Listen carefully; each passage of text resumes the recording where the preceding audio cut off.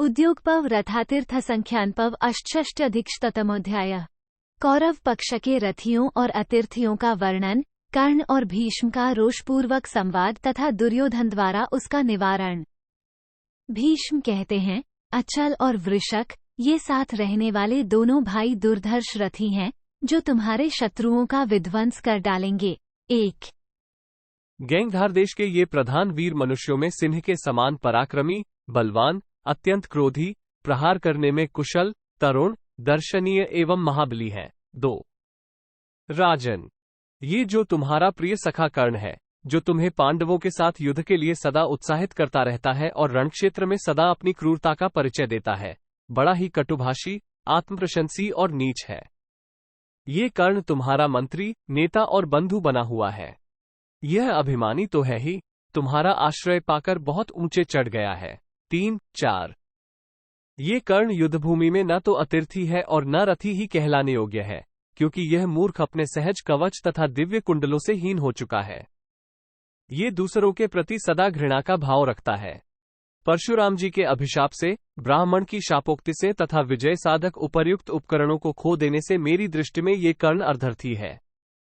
अर्जुन से भिड़ने पर ये कदापि जीवित नहीं बच सकता। 5-7 ये सुनकर समस्त शस्त्रधारियों में श्रेष्ठ द्रोणाचार्य भी बोल उठे, आप जैसा कहते हैं बिल्कुल ठीक है। आपका यह मत कदापि मिथ्या नहीं है। 8 ये प्रत्येक युद्ध में घमंड तो बहुत दिखाता है, परंतु वहां से भागता ही देखा जाता है।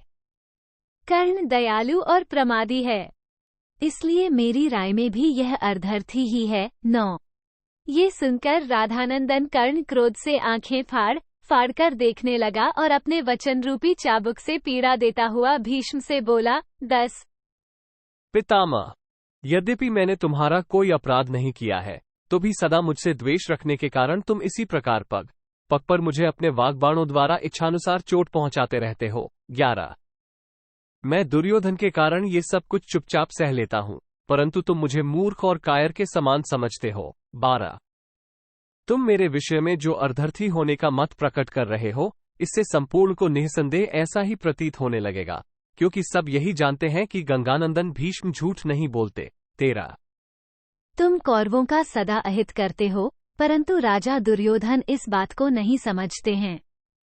तुम मेरे गुणों के प्रति द्वेष रखने के कारण जिस प्रकार राजाओं की मुझ पर विरक्ति कराना चाहते हो, वैसा प्रयत्न तुम्हारे सिवा दूसरा कौन कर सकता है।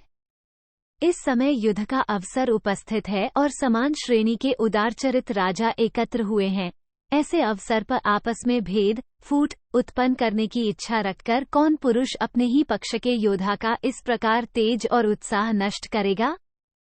14-15 कौरव केवल बड़ी अवस्था हो जाने, बाल पक जाने, अधिक धन का संग्रह कर लेने तथा बहुसंख्यक भाई बंधुओं के होने से ही किसी क्षत्रिय को महारथी नहीं गिना जा सकता।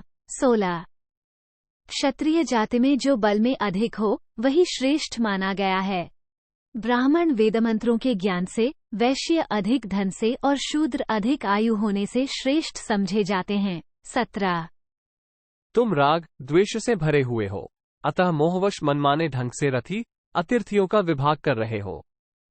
महाबाहु दुर्योधन, तुम अच्छी तरह विचार करके देख लो, ये भीष्म दुर्भाव से दूषित होकर तुम्हारी बुराई कर रहे हैं, तुम इन्हें अभी त्याग दो। 19 नरेश्वर, पुरुष सिंह, एक बार सेना में फूट पड़ जाने पर उसमें पुनः मेल कराना कठिन हो जाता है। उस दशा में मौलिक पीढ़ियों से चले आने वाले सेवक भी हाथ से निकल जाते हैं। फिर जो भिन्न स्थानों के लोग किसी एक कार्य के लिए उद्यत होकर एकत्र हुए हों, उनकी तो बात ही क्या है। 20 भारत, इन योद्धाओं में युद्ध के अवसर पर दुविधा उत्पन्न हो गई है। तुम प्रत्यक्ष देख रहे हो, हमारे तेज और उत्साह की विशेष रूप से हत्या की जा रही है। 21 कहाँ रथियों को समझना और कहाँ अल्पबुद्धि भीष्म, मैं अकेला ही पांडवों की सेना को आगे बढ़ने से रोक दूंगा। 22 मेरे बाण अमोघ हैं, मेरे सामने आकर पांडव और पांचाल उसी प्रकार 10 दिशाओं में भाग जाएंगे, जैसे सिंह को देखकर बैल भागते हैं। 23 कहाँ युद्ध, मारकाट और गुप्त मंत्रणा में अच्छी बातें बताने का कार्य और कहाँ कालप्रेरित मंदबुद्धि भीष्म, जिनकी आयु समाप्त हो चुकी है। 24 ये अकेले ही सदा संपूर्ण के साथ स्पर्धा रखते हैं और अपनी व्यर्थ दृष्टि के कारण दूसरे किसी को पुरुष ही नहीं समझते हैं। 25 वृद्धों की बातें सुननी चाहिए, ये शास्त्र का आदेश है, परंतु जो अत्यंत बूढ़े हो गए हैं उनकी बातें श्रवण करने योग्य नहीं है, क्योंकि वे तो फिर बालकों के ही समान माने गए हैं। 26 नृपश्रेष्ठ, मैं इस युद्ध में अकेला ही पांडवों की सेना का विनाश करूंगा, परंतु सारा यश भीष्म को मिल जाएगा। नरेश्वर, तुमने इन भीष्म को ही सेनापति बनाया है। विजय का यश सेनापति को ही प्राप्त होता है, योद्धाओं को किसी प्रकार नहीं मिलता। 28 अतः राजन, मैं भीष्म के जीते जी किसी प्रकार युद्ध नहीं करूंगा, परंतु भीष्म के मारे जाने पर संपूर्ण महारथियों के साथ टक्कर लूंगा। 29 भीष्म ने कहा, सूतपुत्र, इस युद्ध में दुर्योधन का ये समुद्र के समान अत्यंत गुरुतर भार मैंने अपने कंधों पर उठाया है, जिसके लिए मैं बहुत वर्षों से चिंतित हो रहा था। वो संतापदायक रोमांचकारी समय अब आकर उपस्थित हो ही गया। ऐसे अवसर में मुझे ये पारस्परिक भेद नहीं उत्पन्न करना चाहिए, इसीलिए तू अभी तक जी रहा है। 30-31 सूत कुमार, यदि ऐसी बात न होती तो मैं वृद्ध होने पर भी पराक्रम करके आज तुझ बालक की युद्ध विषयक श्रद्धा और जीवन की आशा का एक ही साथ उच्छेद कर डालता। 32 जमदग्निनंदन परशुराम ने मेरे ऊपर बड़े बड़े अस्त्रों का प्रयोग किया था, परंतु वे भी मुझे कोई पीड़ा न दे सके, फिर तू तो मेरा कर ही क्या लेगा। 33 नीच कुलांगार, साधु पुरुष अपने बल की प्रशंसा करना कदापि अच्छा नहीं मानते हैं, तथापि तेरे व्यवहार से संतप्त होकर मैं अपनी प्रशंसा की बात भी कह रहा हूँ।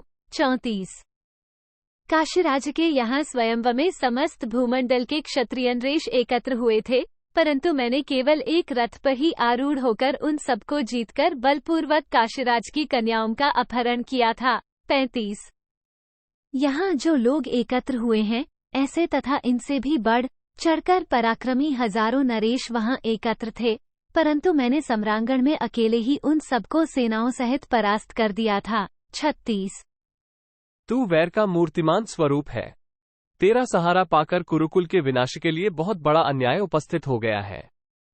अब तू रक्षा का प्रबंध कर और पुरुषत्व का परिचय दे। 37 दुर्मते, तू जिसके साथ सदा स्पर्धा रखता है उस अर्जुन के साथ सम्रभूमि में युद्ध कर, मैं देखूंगा कि तू इस संग्राम से किस प्रकार बच पाता है। 38 तदनंतर प्रतापी राजा दुर्योधन ने भीष्म जी से कहा, गंगानंदन, आप मेरी ओर देखिए, क्योंकि इस समय महान कार्य उपस्थित है। 39 आप एकाग्रचित होकर मेरे परम कल्याण की बात सोचिए, आप और कर्ण दोनों ही मेरा महान कार्य सिद्ध करेंगे। 40 अब मैं पुनः शत्रु पक्ष के श्रेष्ठ रथियों, अतिर्थियों तथा रथ्युत्पत्तियों का परिचय सुनना चाहता हूँ। 41 कुरुनंदन, शत्रुओं के बलाबल को सुनने की मेरी इच्छा है। आज की रात बीतते ही कल प्रातःकाल ये युद्ध प्रारंभ हो जाएगा। 42 इति श्री महाभारते उद्योग पवणी रथातीर्थ संख्यान पर्वणि भीष्मकर्ण संवादे अष्टष्ट्यधिकशतमोऽध्याय 168। इस प्रकार श्री महाभारत उद्योग पर्व के अंतर्गत रथातीर्थ संख्यान पर्व में भीष्म कर्ण संवाद विषयक 168वां अध्याय पूरा हुआ। 168